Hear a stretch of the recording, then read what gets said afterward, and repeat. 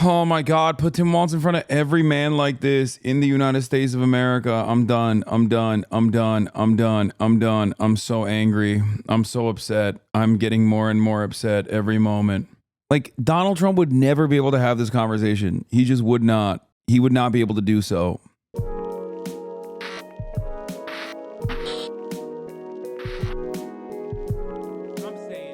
All right, let's get back to Tim Walz in a room with undecided voters. Can he win them over? There you go. Hey, hey. Hi, Dad. Want to introduce you to some voters right here?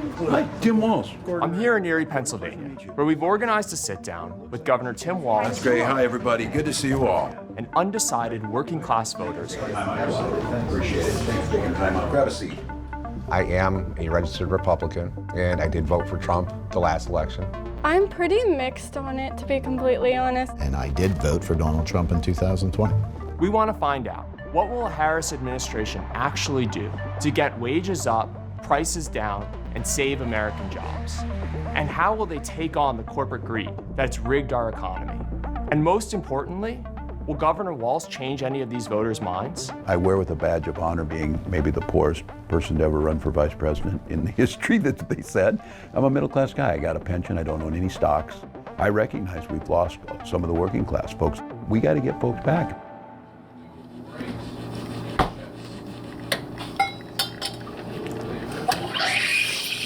I'm Gordon Rohde. I'm third generation farmer on our farm. I'm also I'm a retired AFL-CIO, skilled union laborer. So I haven't really totally made up my mind, but I'm leaning more for Trump, I think, because of the situation with the economy. So how'd you get back on the farm, if I can? I worked construction full-time and farmed with my father. So my sister and I own it now together, and we're still operating. What do you raise? We have beef cattle. What should we do to make it easier? What would be the big thing? I think the biggest problem now is the price of the equipment has become so expensive. When fertilizer went from $4.50 to $9.50 a ton. You should be like, economia. Oh my God, I will vote. I will vote for Donald Trump. That's what Tim Walz should be playing to these guys. That was devastating, you know. And then our chemicals tripled at that time also, you know. My farmers are getting about $4.10 a bushel for corn. That's what they were getting when grocery prices were 30% lower. They were still getting $4.10 then. The farmer's not getting any more money on this. Now, input costs went up for that farmer just as much as they went up for the middleman who's in there. Corporate profits have seen a bigger rise than any time in our history. So it's as simple as this. Somebody in the middle's taking more money. They're asking for a tax cut in the middle. Farmers aren't getting the money, and they're passing on the cost. So she's talking about stopping the price gouging on these things, making sure the prices are fair, making sure wages are keeping pace with that. And then It's no secret that Democrats have lost working class voters, especially rural Americans. What stood out about Walz's approach to winning them back was his knowledge of their lives. I'll give 4% interest loans to black farmers in poor inner city neighborhoods every third Thursday. Why is Tim Walz not talking to him about how much he loves small business? Hasan, did you seriously vote for Donald Trump just for the content? Are you insane, dude? Are you on crack cocaine? Are you out of your damn mind? What the is wrong with you people, dude? Of course I did not vote for Donald Trump, you idiot. Shut up. It's not even funny, okay? Yeah. I like spending all of my time advocating against Donald Trump while secretly being invested in Donald Trump. Like, my life would be infinitely easier and better if I was for Donald Trump openly. You understand that, right? So many of these dipshits that hound me every goddamn day would be like, oh, he's the best. If I was a grifter, I would, 1, be pro-Donald Trump, and 2, pro-Israel. Like, literally, it's the easiest route. And specific struggles. He got into the weeds of farming with Gordon. Farm Bill, what do you guys do on crop insurance? What equipment do you need with potatoes? Like, how do you bring them in? Is it like sugar beets? You used to be able to make a living off 50 head. Yeah, correct. 2000. Yeah. And the details of trade policy with Dan. So my name is Dan Hand.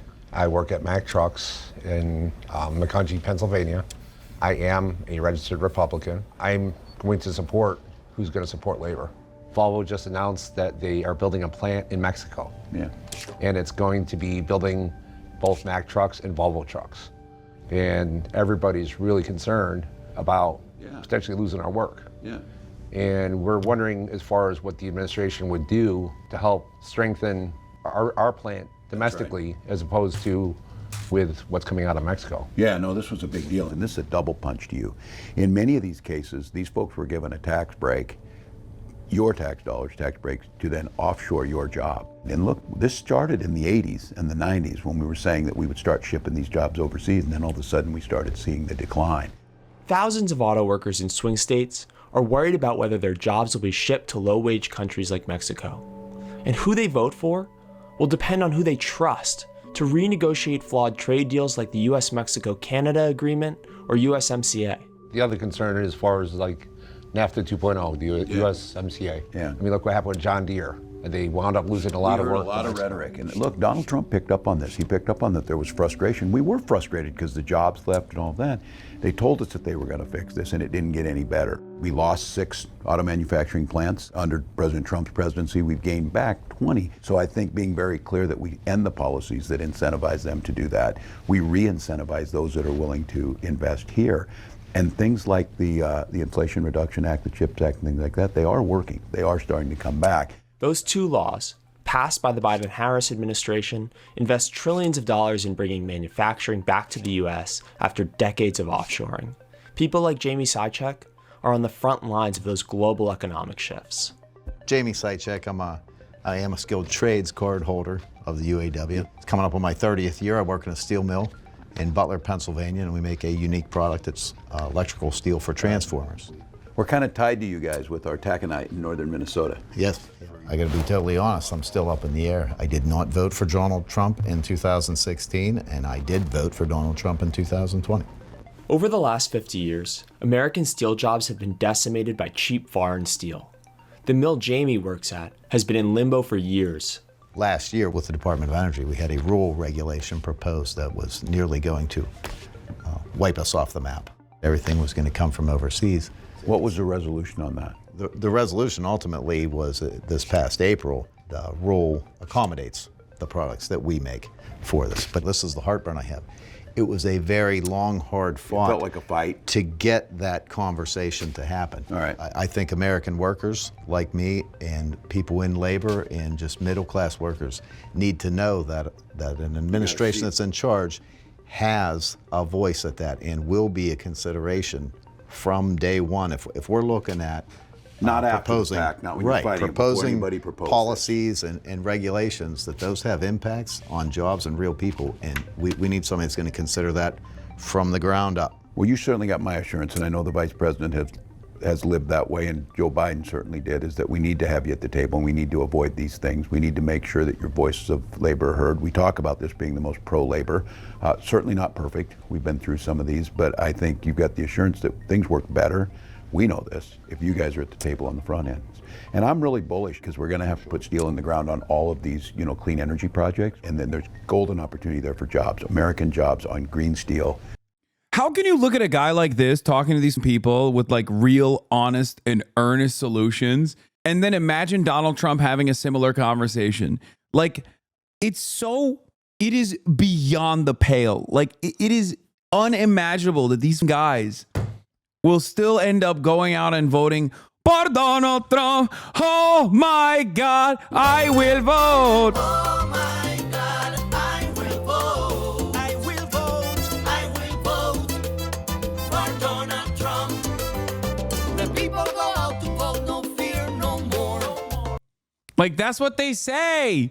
That's what they say. What is happening? What is happening in this country, dude?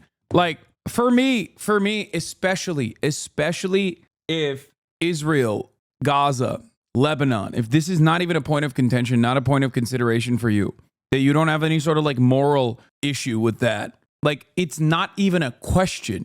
Like, it doesn't make any fucking sense. If you don't give a fuck about immigrants, for example, because both parties are pretty right-wing on that, and it's like one is marginally right, the other is like perma-right, concentration camps.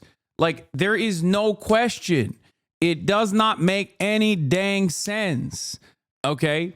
It literally doesn't make any sense to me. I look at my fellow Americans, and I know for a fact that they don't give a single shred of a about Gaza, and they still are like, I don't know, maybe I like Donald Trump. I don't understand it. I don't understand it. Trump.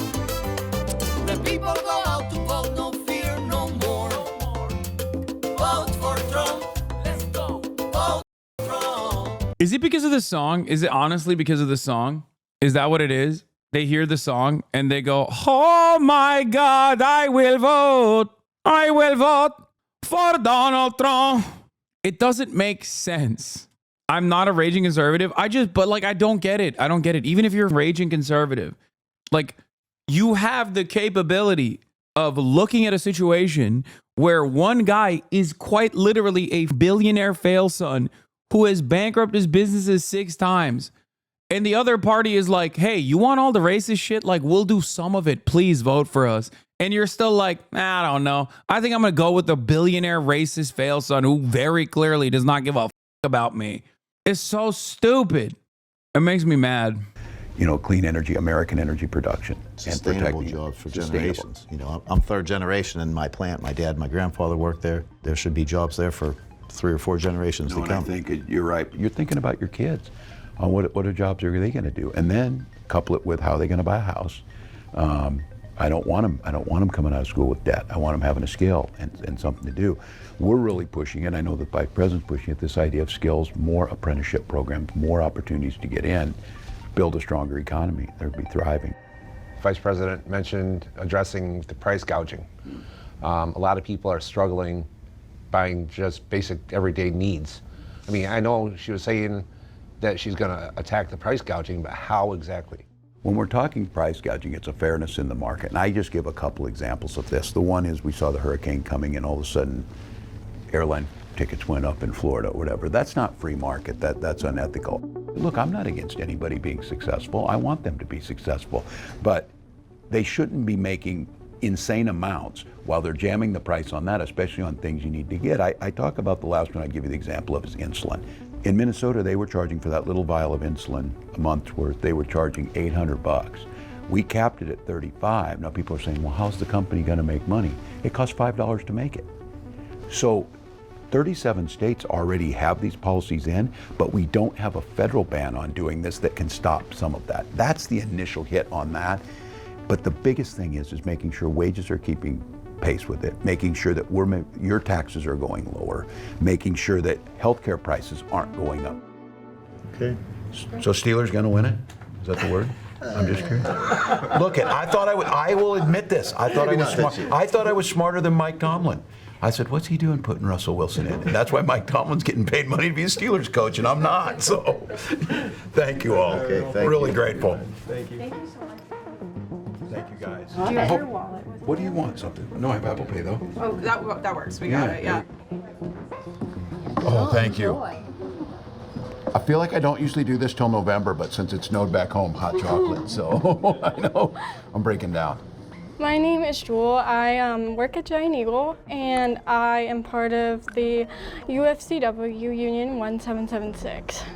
This will be Jewel's first time voting in a presidential election. She's currently undecided. I work as a personal shopper, so every day I go around picking out groceries for 1 or more people. Girl, what the what do you mean? What? How is that? What? Okay, maybe she's undecided because of Gaza or something. I don't know. I do. Like, that doesn't make no sense. Otherwise, what is it? And I see people are restricted just based on what they can buy at Giant Eagle because of how prices are at our store. We talk about this a lot, the cost, and especially after the COVID pandemic, a lot of things like groceries, the prices went up. How do you hear people talk to you about it? I get a lot of negative feedback from our customers about the prices, and I wish I could do something to change them. It just is unfortunate that we are in a place right now where the prices aren't like they should be. We're hearing this from folks, and the Vice President talked about, making sure price gouging stopped, but just as importantly, making... It's a real job. No, that's not what I'm saying. What the to? I know that it's a real job. That's not what I'm confused by. I'm confused by someone who's like Gen Z, super young, first election that they're voting for, a young woman. Like, she's bucking the trend. Like union, a part of a union, young, female, It's just like, it doesn't make sense that she would be undecided at this point. Making sure that taxes are fair for you rather than... Unless she's like, I'm a Maoist and I really don't know who will uphold the revolutionary tenets of Marxist-Leninist Maoism. Like, I'm a Maoist third worldist and I'm kind of undecided on which of the two candidates is going to step aside and let the revolutionary potential of the third world manifest in ways that are beneficial for the demise, in ways that will accelerate the demise of America KKK. I would like to. All Gen Z isn't leftist, bro. What the fuck are you talking about, dude? That's not my expectation at all. Hello? I know. I live in the real world, okay? Many people don't agree with me. Trust me. If we're talking Gen Z, actually, I know, okay? Andrew Tate, Aiden Ross have more Gen Z fans than I do, okay? Know, how does your administration plan to implement less taxes on wages and overtime? Yeah, and making sure the vice president put out a proposal that 100 million Americans will receive a tax cut. If you're making less than $400,000 a year, which is pretty much everybody I know, your taxes won't go up. And I think we've been very clear on this. We're targeting our tax cuts and our tax relief by asking the folks that are at the top to pay their fair share. Folks that are making, tens of millions, many times they pay a much smaller percentage, if anything, on federal tax because they have ways. And I think what we're saying is it should just be fair. They should pay their fair share, and we should make sure the burden doesn't fall on this. Yeah, I agree. Yeah. If you were sick on a day, can you get off work? Yes. You get paid for it? I do not believe so, no. Yeah, so those are the types of things, like in Minnesota we did it, and the vice president's talking about this because it's hard. Like, you think right now if you got sick for a week, how do you pay the bills then? Yeah. If you can't get paid. So we're talking about, for workers, making sure those proposals are out there. Are those types of things that make a difference, like when you hear on voting? Yes. Yes. I would definitely say so. Healthcare or women's reproductive rights and things. Damn it. It's outed. Kaya Piker has voted early for Donald Trump. It's true. According to this, I made some assumptions about her background. She has about an 80% chance of being a Harris voter. Yeah, dude. She's a Gen Z woman. She's a Gen Z woman in a union. Like, it doesn't make any fucking sense. Statistically speaking, her being an undecided voter at this stage is so wild to me. I can ask, and feel free to answer however you're comfortable with on there. How do you... Of course, Libophonics has his link handy. Yes, Libophonics has this link handy specifically so that he can analyze all of the people that he encounters throughout the day. He's like, let me see what the statistical likelihood that this person is a Kamala Harris voter. That's why he has it handy. White non-Latino, male, 25 to 34. Let's say Muslim, California, city, straight, college graduate. My chances of voting for a candidate is 80% Harris, 20% Trump. Okay. You're not white. I'm okay. Other ethnicity, 86%. Change to Miami, Florida. Damn. Dude, it's this. That's what changes it. Education being high school dramatically changes it. Agnostic. Damn.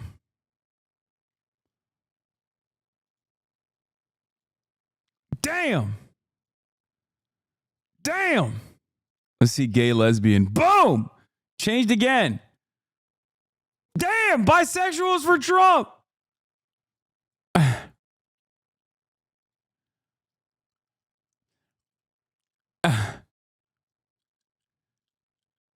Damn. Still bisexual white Latinos for Trump. I have 84 Harris to 16 Trump as a Hispanic in the Sun Belt. No reason to go bi, but rural.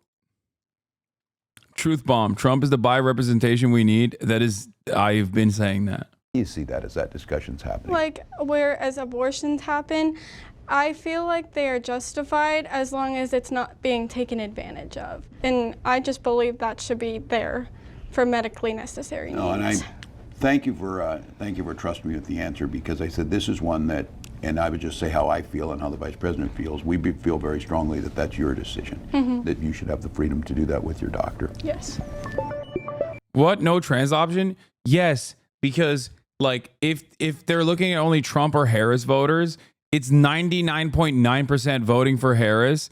And then like it's 8 total trans people. Every single one of them has like a conservative contract to be a talking person for the conservative movement in America that is not voting for Kamala Harris. Actually, f- it. Even Blair White probably is secretly voting for Kamala Harris. It's just one person. Caitlyn Jenner is the only trans woman in the United States of America that's like actually voting for Donald Trump. Well, the first vote, are you excited about it? I am very excited about it. It matters, right? Yes. And so, well, I hope that the vice president and I can earn your vote. After our swing voters talked to Walz, we wanted to know, did he change their minds? What's that growing season look like? You know, I didn't think he would be so down to earth and have the ag background and have the knowledge of the union trades and everything. So Does it change the way you're thinking about things? yeah, Oh my God, put Tim Walz in front of every man like this in the United States of America. I'm done. I'm done. I'm done. I'm done. I'm done. I'm so angry. I'm so upset. I'm getting more and more upset every moment. This is making me mad. Like Donald Trump would never be able to have this conversation. He just would not. He would not be able to do so. I think it does. I think I've definitely got to sit down and do some thinking. I have a lot more faith in this Harris and Walz administration's outlook for us. I'm mad that they picked him as VP. No, I'm mad that they didn't utilize him more. I'm mad that they didn't utilize him more. I'm also mad that he can't be president. That's what I'm mad about. So it's given me a lot more to think about. I'll be totally honest. Jewel had to take off for her shift at work, so we called her later to get her take on the conversation. Are there any moments that stuck out for you? Well, I liked that he asked me about my opinion on abortion. It just really helped me decide kind of who I maybe want to vote for. It just kind of helped my opinion in that way. And so I know you went in undecided. What's your feeling coming out of the conversation? I definitely feel like he was just so genuine, and he was definitely like good answering my questions. So I just feel like I can definitely lean towards that administration. Having more so labor-friendly people in the NLRB is a huge thing. Yeah. And I've seen some things swinging in a positive way. We just want to keep it going that way. And do you feel like a Walz-Harris administration will do that? I'm hoping so. And so when you go to cast your vote, how are you going to vote? I'm going to vote for Harris and Walz. Gordon, Dan, Jamie, and Jewel are the types of people Tim Walz and Kamala Harris. Yeah, imagine JD Vance having this conversation. They would be like, I want, like, JD Vance sit down with like 3 union guys or like agriculture, like farm workers and shit, would cause every single one of them to like become the next Trump shooter. Okay. They would be like, I will never vote for the Republican Party ever again. And it is now my life's mission to like basically stop the Republican Party in its tracks. They would become Fedayeen for the Democrats, dude. He did. He went to a picket line and they were like, you suck. He did. He went to a picket line and they were like, you suck. What is this? Did this play into your vote, Hasan?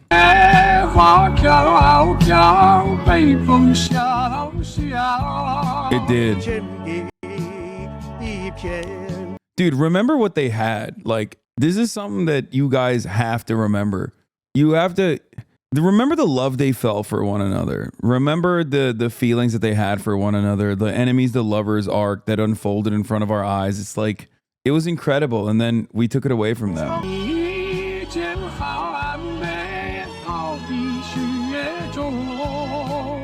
I feel like Donald Vance just get their blood moving and it's the most they've felt in a while. Yeah. Donald Trump misses like, how the fuck did Jill Stein get this level of clout? Like low key, I feel kind of mad about PSL not doing enough promo. Like, that shit kind of pisses me off. Like, why is Jill Stein the alternative? Why not PSL? I can't believe I'm Tuesdaying all over the place, but it's like, it's annoying. It's annoying that like everyone was like, oh man, I guess Jill Stein. It's like, why? PSL not on the ballot in Michigan. Oh, Claudia de la Cruz. TSA is offering that up. Their last Instagram post was hyping up Jill Stein and independent party candidates a lot. The one chatter you banned is fuming right now. I mean, 100%. I would rather you vote PSL than vote Jill Stein. Straight up. Like I've never been a Jill Steiner. I've never been a Jill Stein fan. Jill Stein rightfully got scared shitless in 2016 when she realized that her vote share in Michigan and Wisconsin exceeded Trump's margin of victory over Clinton, and subsequently led a fundraising effort to fund a recount. And yet she's back in 2024 with identical stakes. Why? It's very, very annoying. The progressive independent parties are now urging each other to vote for each other in certain states. And by us, I mean Palestinian, because we organized around the only candidate who actually made a huge push for us. It ain't about you and your feelings. It's about Gaza and sending the loudest message. Man, listen to my words, okay? Listen to my words that are coming out of my mouth. I'm saying why Jill Stein and not PSL, dumbass. Okay? You think PSL is not at the forefront of pro-Palestinian movements? Literally advocated for harder for the Palestinian cause than Jill Stein ever has, okay? Ask Jill Stein what she's doing on the off season when there isn't an election coming up. Like, at least PSLs are the forefront of activism in the United States of America. They're everywhere, okay?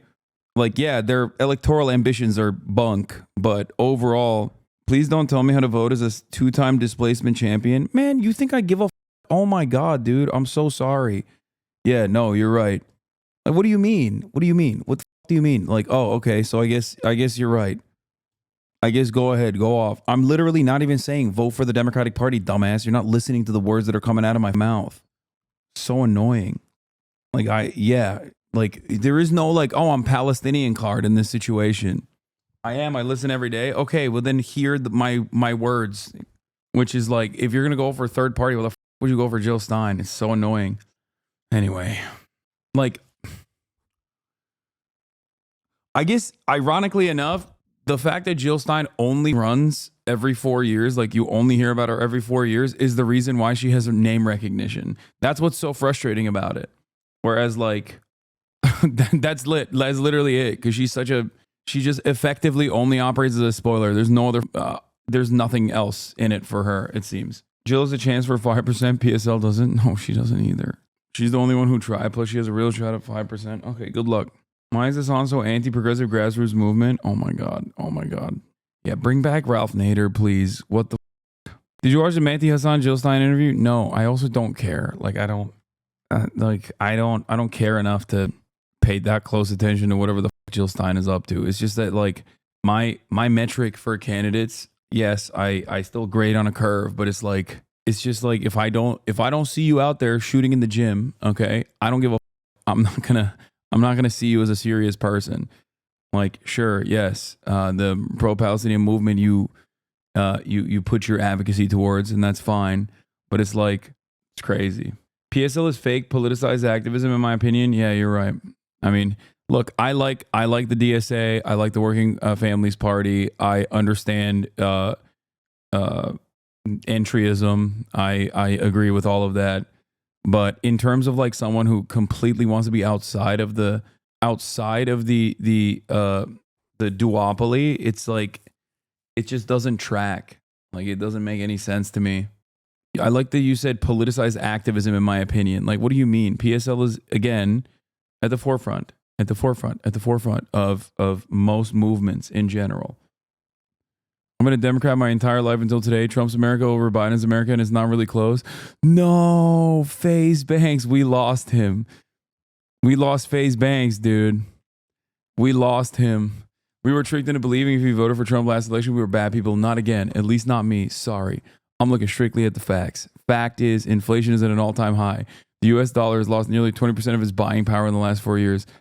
I cannot express how alarming and scary this is. And for the first time in U.S. history, the next generation of Americans will most likely be worse off than we were. First of all, no, that's not the first time in the next generation of Americans will be most likely worse off than we were. What? Brother, you're in the generation that is worse off. Like, you individually are not worse off than your parents, but like our generation is already worse off than our parents in terms of, you know, not being able to retire, not being able to buy a house, that kind of thing. Illegal immigration has gotten so bad that even people furthest on the left have conceded it to being a major issue. You have Kamala Harris in 2024 before GTA 6 talking about building a wall at the southern border. I rest my case on the Kamala Harris border initiative, by the way, right there.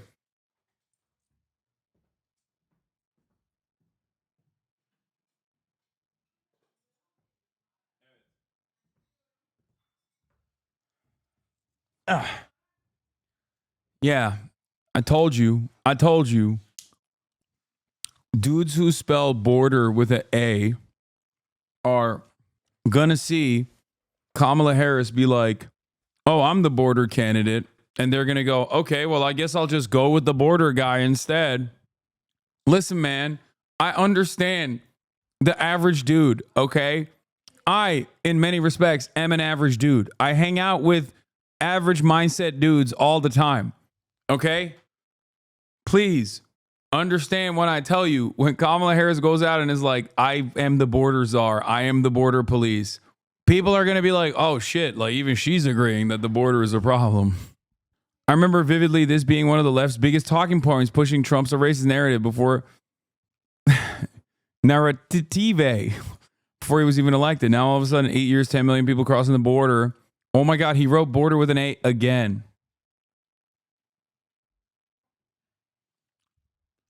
Everyone is also on the same page. Now it's a problem. It's just one of many examples demonstrating the Democratic Party's glaring hypocrisy. Trump's the first president of recent history where there were no new wars started during his term. Between Russia and Ukraine and everything else that's happening in the Middle East is looking like World War III is right around the corner. Democrats have become the party of censorship. Ano kapag ka pa ito naman sa kaya, place. Okay, kapag mo sa shimna. So, Democrat has become the party of censorship, twisting words and winning at all costs. Several attempts have been made against Donald Trump's life in an effort to silence him. JFK and Abraham Lincoln were murdered because they were atypical politicians. Wait, what? JFK and Abraham Lincoln were murdered because they were atypical politicians that challenged the powers that be. America first, food for thought. Okay, Ronald Reagan survived an assassination attempt. This doesn't mean anything. What is going on? Typically, I wouldn't care one way or another, but this seems to be the most important by far election of my lifetime.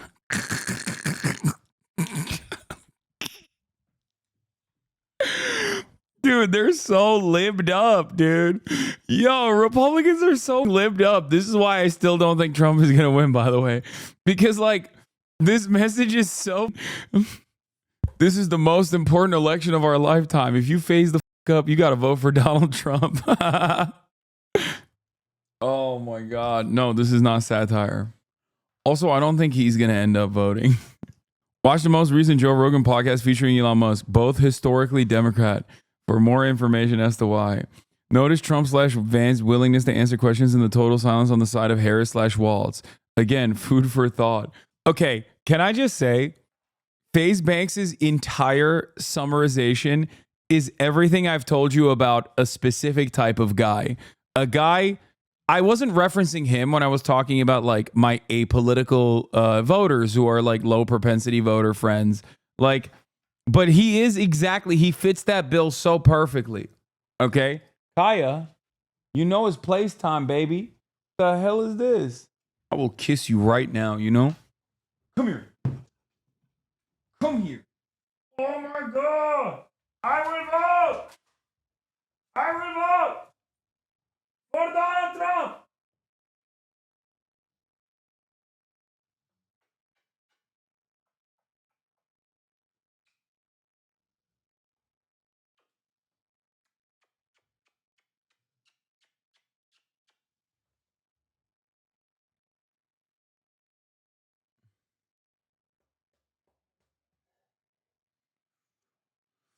Oh my God, I will vote.